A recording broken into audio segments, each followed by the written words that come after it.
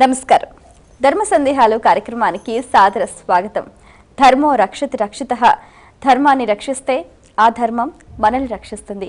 మన భారతీయ సంస్కృతి సంప్రదాయాలు ఆచార వ్యవహారాలకు అనుగుణంగా ప్రతినిత్యం ఎన్నో రకాల ధర్మాలని ఆచరిస్తూ ఉంటాం. ఆ ధర్మాన్ని ఆచరించడం వల్ల కూడా సద్గతి లభిస్తుంది అని మన పురాణాలు చెప్తున్నాయి. దానికి తగ్గట్టుగానే ప్రేక్షకులు వాళ్ళు ఆచరించే ధర్మాలలో ఎన్నో రకాల సందేహాలు కలుగుతూ ఉంటాయి, సహజమే. మరి వాళ్ళకి కలిగిన సందేహ నివృత్తికై ఎంతో శ్రద్ధగా మన ఈ కార్యక్రమానికి ఉత్తరాల ద్వారా ఈమెయిల్స్ ద్వారా రాసి పంపిస్తూ ఉంటారు. వాటన్నిటికీ శాస్త్రీయ సమాధానాలు అందించడానికి మన ముందున్నారు ప్రణవ పీఠాధిపతి, త్రిభాషా మహాసహస్రావధాని, రచయిత, గ్రంథకర్త, ఆధ్యాత్మికవేత్త, మీ అందరికీ సుపరిచితులైన డాక్టర్ వద్దిపర్తి పద్మాకర్ గారు. వారితో మాట్లాడి మరిన్ని విషయాలు వారి మాటలో తెలుసుకుందాం. ఈనాటి కార్యక్రమాన్ని ప్రారంభిద్దాం. నమస్కారం అండి.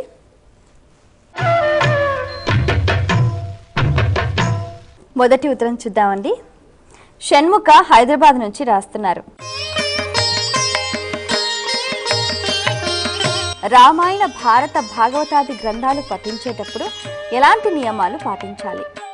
ఆపదాం అపహర్తారం దాతారం సర్వసంపదాం లోకాభిరామం శ్రీరామం భూయో భూయో నమామ్యహం. రామచంద్ర ప్రభు యొక్క పాదపద్మాలకు నమస్కారం చేసుకుంటూ,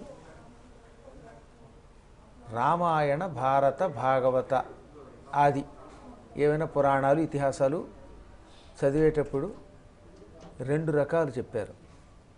ఒకటి ఏమిటంటే పారాయణం చేస్తున్నామా లేక చదువుతున్నామా.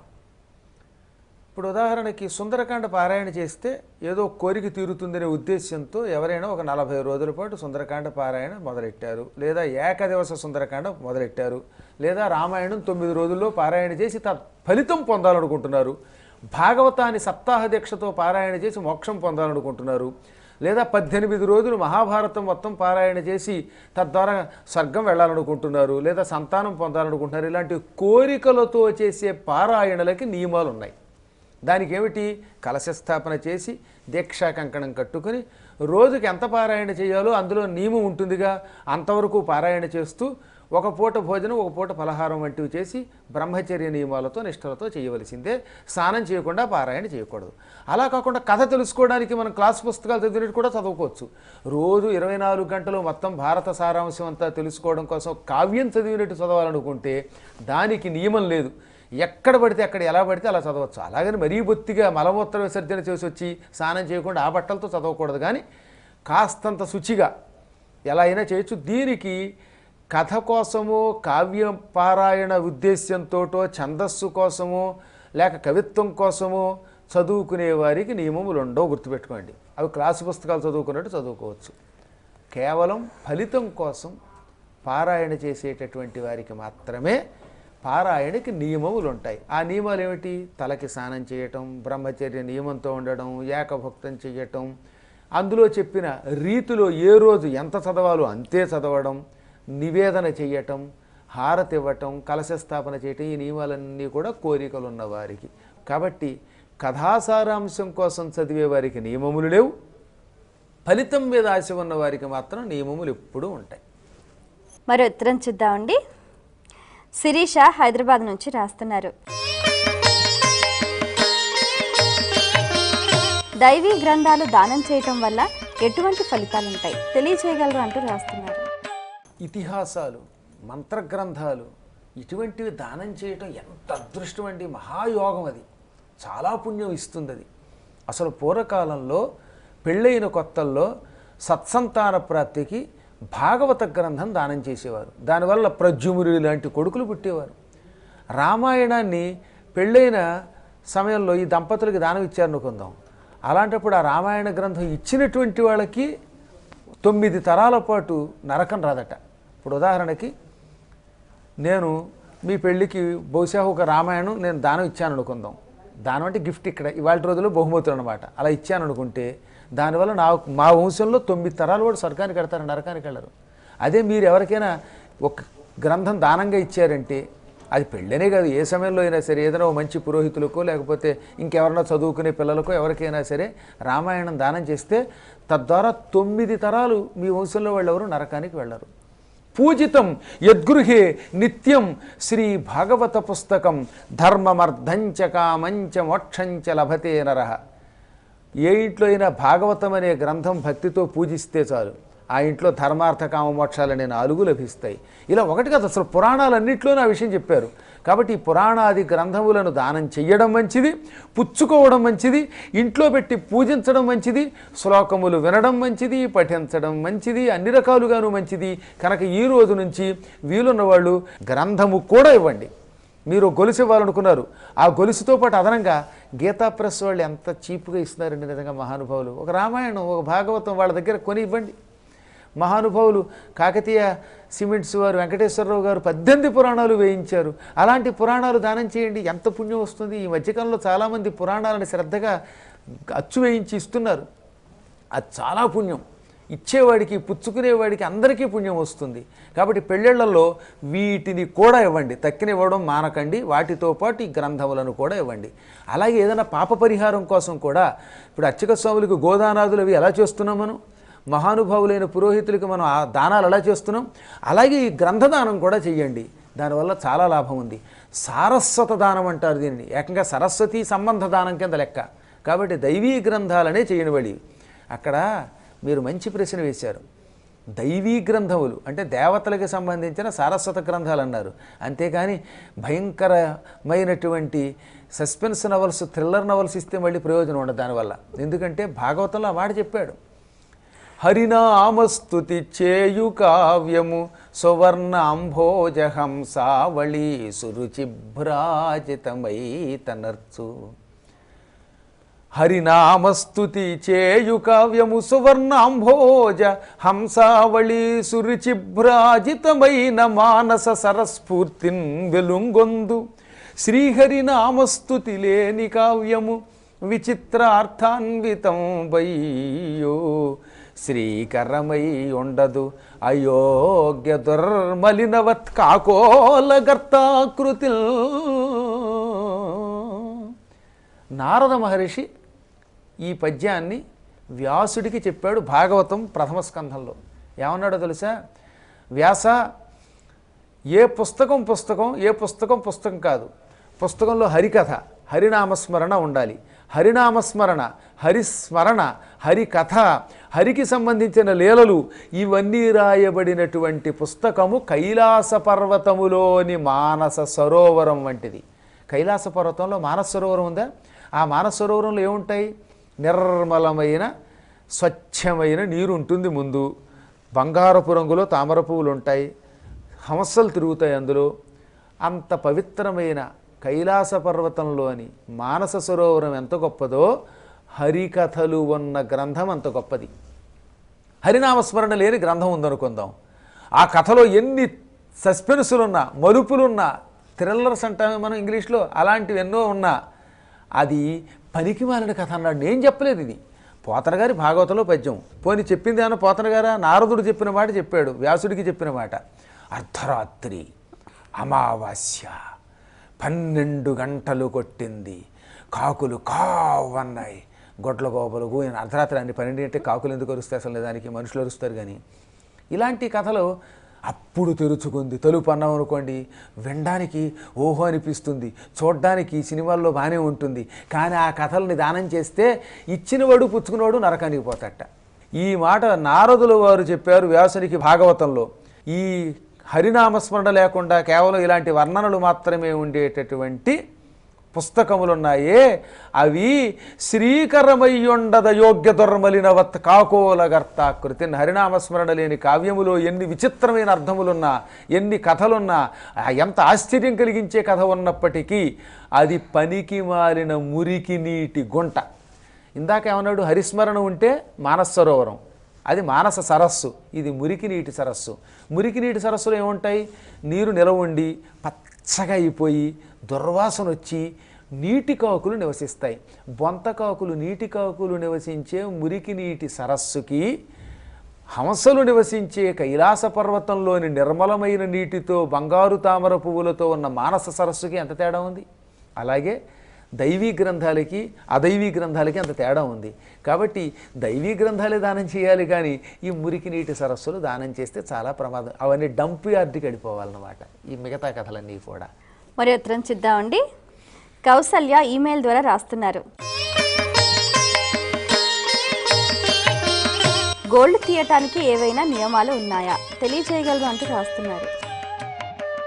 గోల్డ్ ఎప్పుడూ కూడా సూర్యోదయం తర్వాతే తీయాలి. సూర్యాస్తమయం తర్వాత గోల్డ్ ఎట్టి పరిస్థితుల్లో కత్తిరించకూడదు, కొరకకూడదు. అసలు నోట్లో గోల్డ్ పెట్టుకుని పర్రని కొరకడం ఉందే, అది దరిద్ర లక్షణం. దానివల్ల అనేక రకాల అశాంతులు లభిస్తాయి.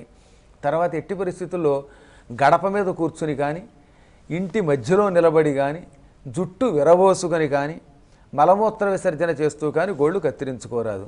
మంగళవారం, శుక్రవారం, ఆదివారం ఈ 3 రోజులు మాట వరుసకు కూడా గోళ్ళు కత్తిరించరాదు. అమావాస్య వస్తే గోళ్ళు కత్తిరించరాదు. అర్ధరాత్రి 12 గంటల నుంచి తెల్లవారుజాము మధ్యలో మాట వరుసకు కూడా గోరు పీకకూడదు. ఇంట్లో సాధ్యమైనంత వరకు గోళ్ళు కత్తిరించరాదు. పడుకునే గదిలో ఎప్పుడైనా బయటే పారేయాలి. గోల్డ్ ఎక్కడ పడితే అక్కడ ఇంట్లో పారేయకూడదు. పారేసిన వాడికి తొక్కిన వాడికి కూడా అది హాని కలిగిస్తుంది. ఈ సాధారణ నియమాలు పాటిస్తాం. మరి ఉత్తరం చూద్దామండి. దేవరకొండ శర్మ గారు రాస్తున్నారు. క్షవరం ఏ రోజున చేయించుకోవాలి, తెలియచేయగలరు అంటూ రాస్తున్నారు. శని, బుధ, గురు. ఆదివారం క్షవరం మంచిది కాదని బృహస్పతి చెప్పాడు. కాబట్టి నేను ఉన్నది ఉన్నట్టుగా అందులో ఆయన చెప్పాడు కాబట్టి నేను చదివాను కాబట్టి చెప్పక తప్పదు. కాబట్టి ఆదివారం మాత్రం మంచిది కాదు, శుక్రవారం మంచిది కాదు, మంగళవారం మంచిది కాదు. సోమవారం మధ్య మార్గం అన్నారు. అంటే పూర్తిగా చెడ్డ కాదు, పూర్తిగా మంచి కాదు. బుధ, గురు, శనివారాలు క్షవరమునకు చాలా మంచిది.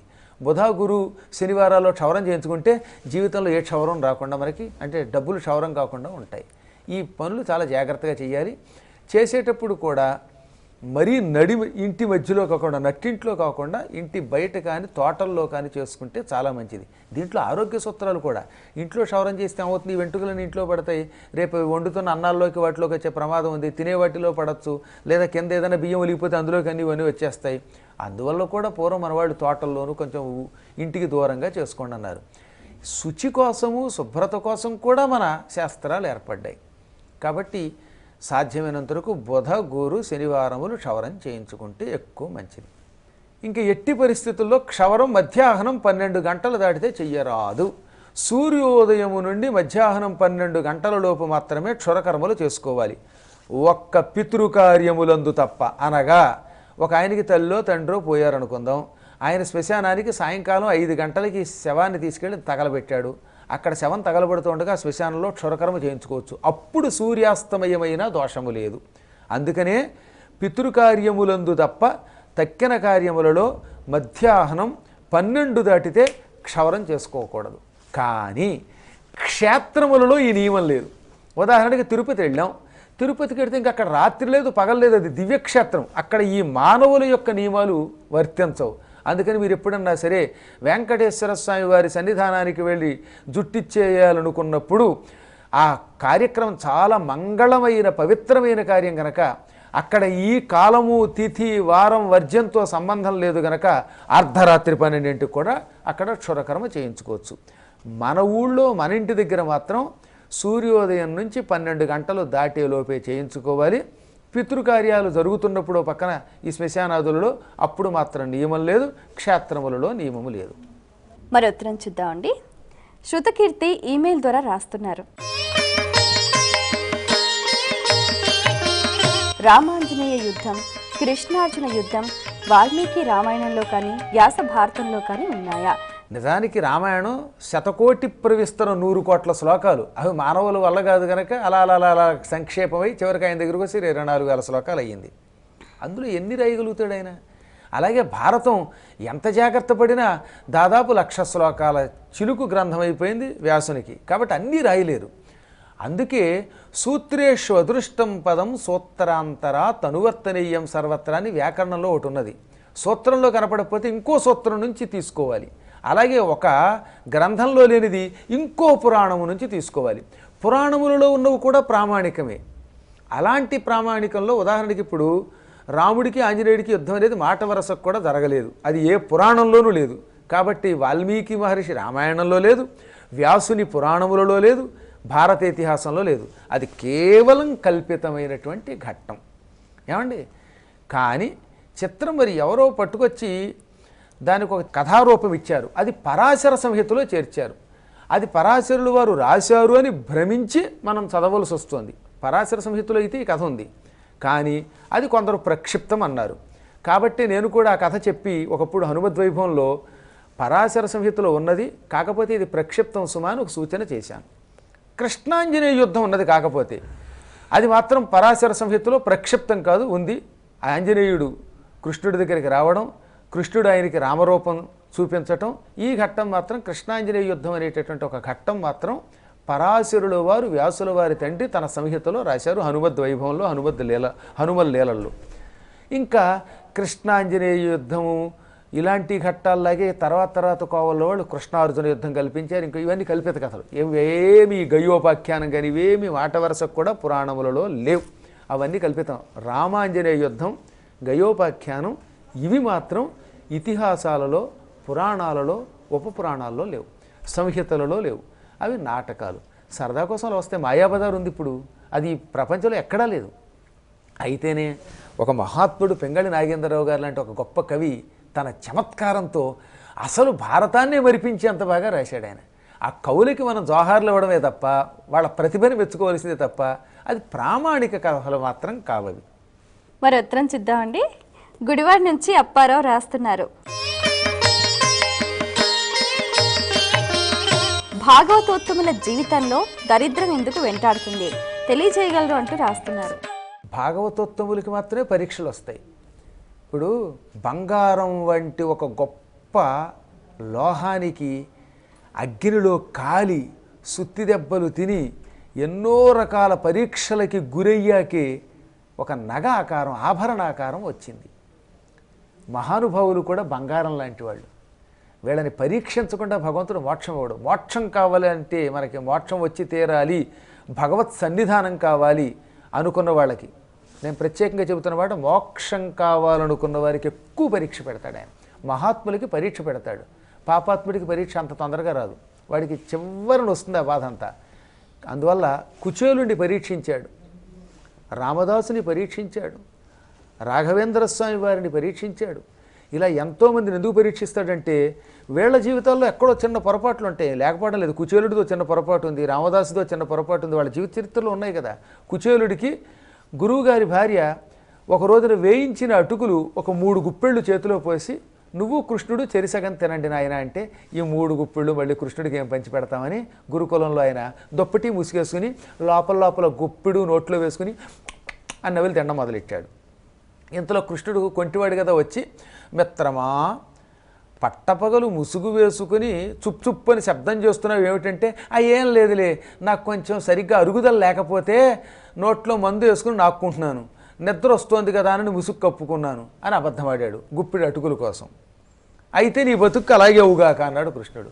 ఏమీ లేదన్నాడుగా, ఏమీ లేకుండా అయిపోగాక అన్నాడు. దానివల్ల ఏమైపోయింది, 64 ఏళ్ల వయసు వచ్చేదాకా కుచేలుడు దారిద్ర్యం అనుభవించాడు. మళ్ళీ ప్రాయశ్చిత్తం ఏమైంది, ఆనాడు 3 గుప్పిళ్ళ అటుకులు కృష్ణుడికి పెట్టకుండా తిన్నందుకు మళ్ళీ వాళ్ళ ఆవిడ 4 గుప్పిళ్ళ అటుకులు పక్కన అడుక్కొచ్చి ఆయన మూట కట్టి పంపించింది. యాచిత్వా చతురో ముష్టీన్ విప్రాన్ పృథుక తండులాన్ అని భాగవతం 10వ స్కంధంలో వ్యాసుల వారు రాశారు. పక్క ఇంటికి వెళ్ళి 4 గుప్పిళ్ళు అటుకులు ముష్టెత్తి యాచించి తెచ్చి దాన్ని భర్త యొక్క పాడైపోయిన కొంగు చివరన కట్టింది. ఆయన కండువాట మాసిపోయి చెమట కంపుతో చిల్లులు పడిపోయిందిట. చిల్లులు కండువాలు ఈ అటుకులు వేస్తే కింద కారిపోతాయి, అందుకని కండువా మడత వేసి ఇన్ని మడతల్లో మూట కట్టిస్తే అందులోంచి ఒక గుప్పెటు అటుకులు మళ్ళీ కృష్ణుడు తింటే అప్పుడు ఆ అటుకులు కృష్ణుడికి పెట్టని పాపమునకు ప్రాయశ్చిత్తం అయ్యింది. కాబట్టి ఏదో చిన్న దోషాలు ఉంటాయి మహాత్ములకి, వాటికి పెద్ద ప్రాయశ్చిత్తం చేశాడు ఆయన. పరీక్షిస్తేనే ఎవరికైనా మోక్షం వస్తుందమ్మా. కాబట్టి బంగారం లాంటి మహానుభావులైన సాధకులకి ఎప్పుడూ పరీక్ష తప్పదు. పరీక్షలు ఎదుర్కొన్న వాడికి మోక్షం వస్తుంది. చాలా సంతోషం అండి.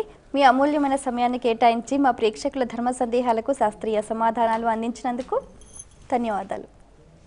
వీక్షించారు కదండి, ఇది ఇవాల్టి మన ధర్మ సందేహాలు కార్యక్రమం. మీకు కూడా ఏమైనా ఆధ్యాత్మిక ధర్మ సందేహాలు కలిగితే మా ఈ కార్యక్రమానికి మీ సందేహాల్ని క్లుప్తంగా, సూటిగా, స్పష్టంగా పోస్ట్ కార్డుపై లేదా ఈమెయిల్స్ ద్వారా రాసి పంపించండి. మా చిరునామా ధర్మ సందేహాలు, కేర్ ఆఫ్ భక్తి TV, road number 92, Jubilee hills, Hyderabad 5,96,000. మా ఈమెయిల్ ఐడి bhaktihvd@gmail.com. మరో కార్యక్రమంలో మళ్ళీ కలుసుకుందాం. అంతవరకు సెలవు. నమస్కారం.